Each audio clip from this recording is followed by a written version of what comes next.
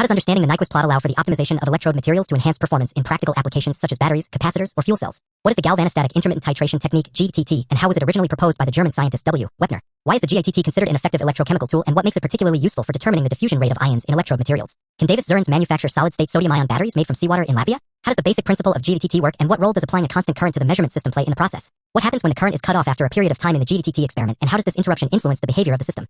How can the changes in the applied current and the potential of the system over time provide insight into the electrochemical processes occurring in the electrode material? What is the significance of observing the equilibrium voltage after relaxation? And how does this measurement contribute to understanding the system's behavior? How do the changes in potential with time, observed during the relaxation phase, offer valuable information about the electrochemical reaction? What can be inferred from the relaxation information of the overpotential in the electrode process? And why is this information critical for analyzing reaction kinetics? How does the GITT help in calculating the reaction kinetic information based on the observed changes in potential and current?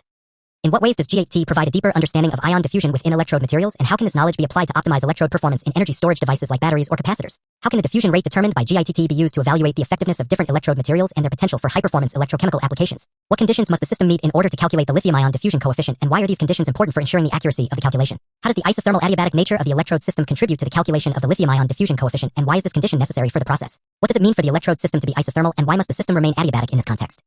Why is it important that the electrode system does not experience significant volume deformation when current is applied, and how would such deformation affect the diffusion calculation? How does the electrode's response being completely controlled by the diffusion of ions inside the electrode influence the calculation of the lithium-ion diffusion coefficient, and why is this assumption crucial?